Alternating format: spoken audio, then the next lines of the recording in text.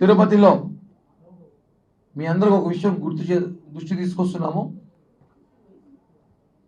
ఈ తిరుపతి ఎమ్మెల్యే గారు,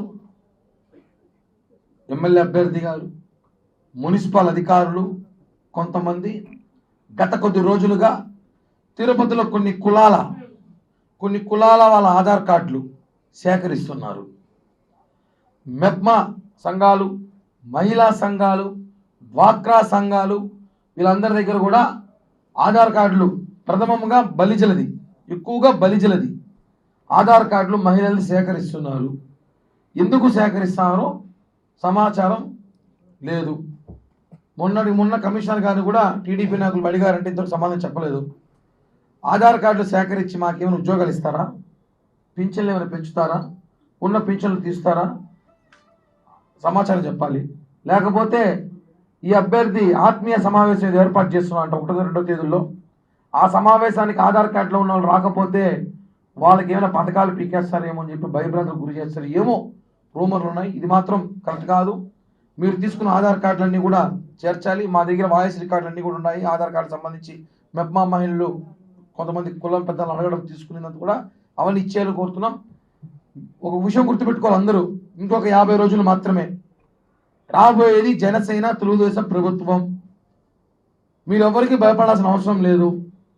మీరు ఇప్పుడు ఏదో మున్సిపల్ ఆఫీసులు భయపెట్టి మిమ్మల్ని ఏదైనా సభకో లేకపోతే ఏదో ఆత్మీయ సమావేశమనో ఇంకోటి మీరు పిలిచినా మీరు వెళ్ళాల్సిన అవసరం లేదు.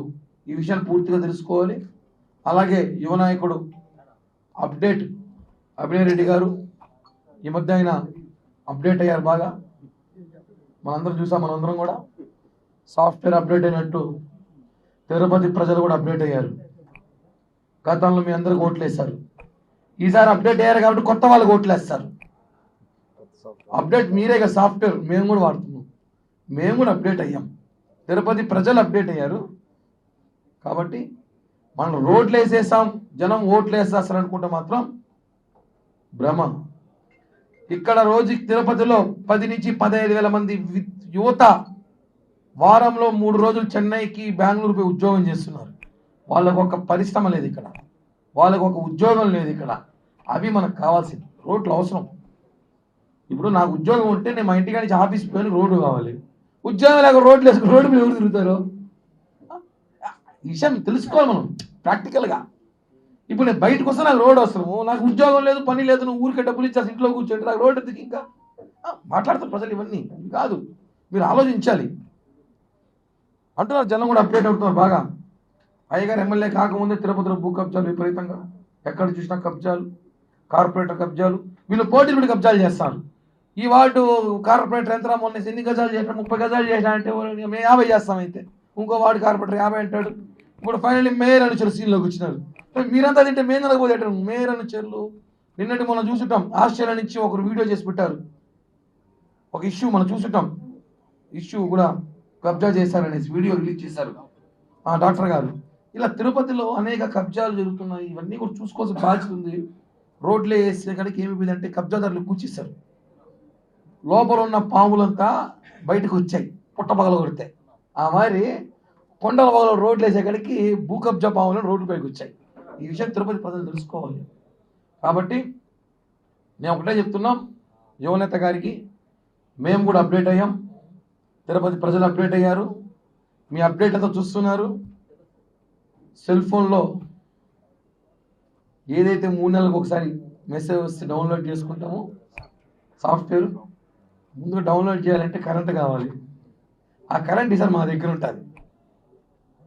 కరెంట్ మేము ఇస్తేనే కదా సాఫ్ట్వేర్ అప్డేట్ చేస్తాం. కాబట్టి తిరుపతి ప్రజలు భయాందోళనకు గురవుతున్నారు. ఎప్పుడు వాళ్ళ ఆస్తులు కాపాడుకునే పరిస్థితి తిరుపతి ప్రజలు ఉన్నారు. రోజుకి ఎక్కడ భూ కబ్జా చేస్తారు, ఎక్కడ గొడవలు చేస్తారు. ఫస్ట్ అవి నివారించండి. మీరు అందరితో ఒక సమావేశం ఏర్పాటు చేస్తారు యువనేత. మనం చూస్తుంటాం గత 25 రోజులుగా విద్యార్థులతో, మెడికల్ ఆఫీసర్స్తో, ఉద్యోగస్తులతో, టీటీడీ ఉద్యోగస్తులతో, వ్యాపారస్తులతో మాకు ఒక విన్నపం, భూ కబ్జాదారులతో కూడా ఒక సమావేశం ఏర్పాటు చేస్తే బాగుంటుందనేసి. తిరుపతిలో అందరితో సమావేశం పెట్టినట్టు భూ కబ్జాదారులతో సమావేశం ఏర్పాటు చేసి రాబోయేది మన ప్రభుత్వమే, ఫ్యాన్ గుర్తు ఓటేయండి అని చెప్తే బాగుంటుంది. మా సలహా స్వీకరిస్తారు చూడాలి. తిరుపతి ప్రజల్ని ప్రశాంతంగా కాపాడండి. ఏదైతే ఆధార్ కార్డు స్కాములు చేస్తున్నారో ఇవన్నీ కూడా దయచేసి దాని మీద వివరణ ఇవ్వాల్సింది మున్సిపల్ అధికారులని, మున్సిపల్ కమిషనర్ గారిని అడుగుతున్నాం. ఎందుకు ఆధార్ కార్డు కలెక్ట్ చేస్తున్నారు, దాని మీద ఇంతవరకు స్పందన లేదు.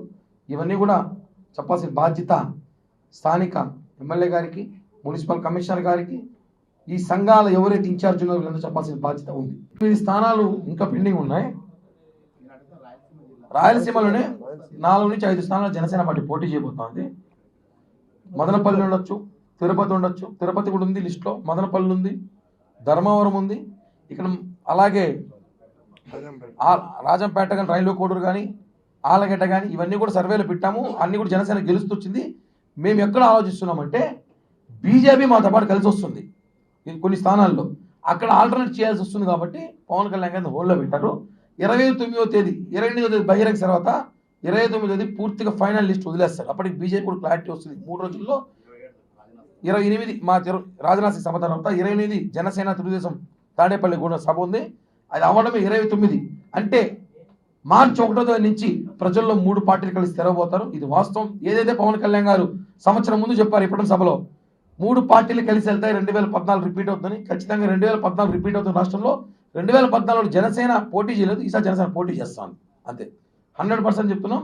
రాయలసీమలో కూడా ప్రతి ఒక్కరికి ఎవరైతే జనసేన కోసం పనిచేస్తారో వాళ్ళందరికీ న్యాయం జరుగుతుంది. ప్రతి కులానికి కూడా కావాల్సిన మెజార్టీ పీపుల్ ఉన్న స్థానంలో కూడా సీట్లు ఇవ్వబోతున్నారు. కరెక్ట్గా 2 రోజులు అయితే తెలిసిపోతుంది అన్న. ఓకే, ఇంతవరకు సీటు కన్ఫామ్ కదా పాపం. 2 సార్లు పోటీ చేసింది, 3వసారి ఆడ పోటీ చేస్తున్నా అసలు పోటీ చేస్తా ఉందా లేదా, పోటీలో ఉందా లేదా కూడా తెలియదు పరిస్థితి. ఆయన పవన్ కళ్యాణ్ గారి గురించి చెప్పడం కాదు, మేము ఎక్కడ పోటీ చేయాలో మాకు తెలుసు. మా పార్టీ, మా ఇష్టం, మా నాయకుడు, మేము ఒకటే. రాష్ట్ర ప్రజల శ్రేయస్సు మేరకు రాష్ట్రంలో ఉన్న పరిస్థితులు, ఈ రాష్ట్రంలో ఉన్న అరాచకాలు, ఈ రాష్ట్రంలో ఉన్న పరిస్థితులు, మా జనసేన బలం, మా కెపాసిటీ మేము చూసుకొని మేము పోటీ చేస్తున్నాం. మీలాగా 175 చెప్పట్లేదు మేము, వై నాట్ 175 చెప్పట్లేదు మేము. మా బలం మీద మాకు తెలుసు. రేపు అధికారంలో మేము ఉండబోతున్నాం. రేపు జనసేన, బీజేపీ, టీడీపీ చూడండి. పవన్ కళ్యాణ్ గారు రేపు ఎలా పవర్లోకి రాబోతారు చూడండి మీరు. ఇవన్నీ మాకు లెక్కలు తెలుసు, మాకు కూడా రాజకీయం తెలుసు. రోజా గారు అలాగా అడ్డంగా దోచేసి అడ్డంగా బలిసిపోలేం మేము. ఆయనకు సీట్ లేదు కాబట్టి ఈ మధ్య తమిళనాడు ఎక్కువ తిరుగుతోంది. MP seat ఆడుందంట. తమిళనాడు ఎంపీగా ఆమె పోటీ చేయబోతోంది. సీరియస్గా చెప్తున్నా, ఇక్కడ సీట్ లేదు కాబట్టి తమిళనాడు ఎంపీగా స్టాలిన్ గారిని కాకాపడతా ఉన్నాయేమో, తమిళనాడు ఎంపీగా పోటీ చేద్దామని. ఎంత దిగజారిపోయారంటే వాళ్ళు నగిరిలో దేశమ్మ గుడిలో చందా కూడా వసూలు చేస్తున్నారు, గుడి కట్టేదానికి. ఎంత దారుణం దిగజారిపోయారు. ఒక మంత్రి, ఎమ్మెల్యే ఎలక్షన్ అప్పుడు 500 యూనిట్లు చేనేత కార్మికులు ఉచితంగా ఇస్తా చెప్పిన రోజా ఎలక్షన్ ముందు పోయేసి జగనన్న కాలు పట్టుకొని యుద్ధం చేసి సాధించింది. ఏం సాధించింది తెలుసా? యూనిట్కి 96 పైసలు తగ్గించుకొని వచ్చి, యూనిట్కి 96 రూపాయలు తగ్గించడం యుద్ధం చేసింది జగన్మోహన్ రెడ్డి దగ్గర. ఆయన కూడా మాట్లాడతారు మా గురించి. చెప్తున్నాం కదా, టార్గెట్ 50 days జనసేన తెలుగుదేశం ప్రభుత్వం స్థాపించబోతున్నాం. ప్రతి ఒక్కరి లెక్క తెలుస్తాం, ప్రజల పక్షాన్ని నిలబడదాం. తిరుపతిలో కానీ, చుట్టుపక్కల కానీ, రోజా కానీ, వాళ్ళ అన్నలు కానీ దోచేసిన ఆస్తులు, చుట్టుపక్కల శ్మశాలతో సహా తిరుపతిలో కార్పొరేటర్ తీసుకున్న ఆస్తులు, కబ్జాలు ప్రతి ఒక్కటి వసూలు చేసి బాధితులకి జనసేన పార్టీ తరపున ఇవ్వబోతాం. పార్టీ అధ్యక్షులు చంద్రబాబు నాయుడు గారు కలిసి ఎమ్మెల్యే అభ్యర్థులను రిలీజ్ చేయడం జరిగింది. దానికి పొత్తులో భాగంగా జనసేన పార్టీకి 24 అసెంబ్లీ స్థానాలు, 3 పార్లమెంట్ స్థానాలు ఇవ్వడం జరిగింది. పవన్ కళ్యాణ్ గారు ఏ నిర్ణయం తీసుకున్నా చిత్తూరు జిల్లాలో జన సైనికులు, వీర మహిళలు, పవన్ కళ్యాణ్ గారి అభిమానులందరూ ఆయన వెంటే నడుస్తాం, ఆయన వెంటే ఉంటాం. నిన్నటి నుంచి లిస్ట్ అనౌన్స్ చేసినప్పటి నుంచి సజ్జల రామకృష్ణారెడ్డి గారు ఆయన ఏదో మా పైన ప్రేమ చూపిస్తున్నారు. మాకు అర్థం కావట్లేదు. మీ ప్రేమ మాకు అక్కర్లేదు, మీ ఇది మాకు అక్కర్లేదు. అదేవిధంగా మన నగిరి రోజమ్మ గారు ఇన్ని రోజులు ఎక్కడ పోయారు, ఇంటికి కనపడలేదు. ఇప్పుడు సడన్గా వచ్చి పాపం జన సైనిక్స్ అంటుంది. అక్కడ ముందు నీ సీట్ కన్ఫర్మ్ అయిందో లేదో అది చూసుకో. మంత్రులకు అందరికీ చాలా మందికి సీటు కన్ఫర్మ్ చేశారు. నీకు సీటు కన్ఫర్మ్ అయిందా లేదా ముందు అది చూసుకో. అంతేగాని మా జన సైనికుల గురించి మాట్లాడే అర్హత నీకు లేదు అని చెప్పి గుర్తుపెట్టుకోవాలి. అదేవిధంగా ప్రతి ఒక్కరూ జాలి చూపించడమే. ఎవరు అడిగారయ్యా మిమ్మల్ని? రూలింగ్ పార్టీ వాళ్ళు. మేము అడిగినామా? మీరేదో ఇష్టానికి మీడియా ముందు ఏదంటే అది మాట్లాడుతా కూర్చుంటా. పవన్ కళ్యాణ్ గారు ఏ నిర్ణయం తీసుకున్నా రాష్ట్ర భవిష్యత్తు కోసం, రాష్ట్ర ప్రజల కోసం ఆయన వెంటనే మేమంతా నడుస్తామని చెప్పి కూడా స్పష్టంగా తెలియజేస్తూ, అదేవిధంగా తిరుపతిలో రకరకాలుగా భూ కబ్జాలు మొదలుపెట్టినారు. రకరకాలుగా కార్పొరేటర్ల దగ్గర నుంచి, కార్పొరేటర్ అనుచరుల దగ్గర నుంచి, డిప్యూటీ మేయర్ దగ్గర నుంచి, ఎమ్మెల్యే అనుచరుల దగ్గర నుంచి ప్రతి ఒక్కరు ప్రతి చోట భూ కబ్జాలు, భూ కబ్జాలు, భూ కబ్జాలు. ఎక్కడికి పో వాళ్ళ బాధ చెప్తామంటే పోలీస్ యంత్రాంగం పట్టించుకోదు, రెవెన్యూ డిపార్ట్మెంట్ పట్టించుకోదు. ఎవరు పట్టించుకునేది ఒకే డిపార్ట్మెంట్, తిరుపతి ఎమ్మెల్యే వర్గం. వాళ్ళే గొడవలు పెడతారు, వాళ్ళే సైట్ మతీసాలు చేస్తారు. ఇవన్నీ తిరుపతిలో ఎక్కడెక్కడైతే వీళ్ళు రోడ్లు వేశారో, ఎక్కడెక్కడైతే భూముల విలువ పెరిగిందో అక్కడే ప్రత్యక్షమైనారు వీళ్ళు. వీళ్ళు రోడ్డు వేయకముందే ఆ రోడ్డు దగ్గర ఆ భూముల్లో, అక్కడ ఉన్న భూముల్లో ఏదో చిన్నపాటి డిస్టర్బెన్స్ ఉంటే వాటన్నిటిని గ్యాదర్ చేసుకొని వీళ్ళు దిగి ఆ యొక్క భూ కబ్జాలు పాల్పడుతున్నారు అధికార పార్టీ నాయకులు. కరెక్ట్గా 55 రోజులు వెయిట్ చేయండి. మీరు చేసిన భూ కబ్జాలన్నీ కూడా సరే అన్నీ బయటకు తీస్తాం. కార్పొరేటర్లు చేసిన భూ కబ్జాలన్నీ కూడా బయటకు తీస్తాం.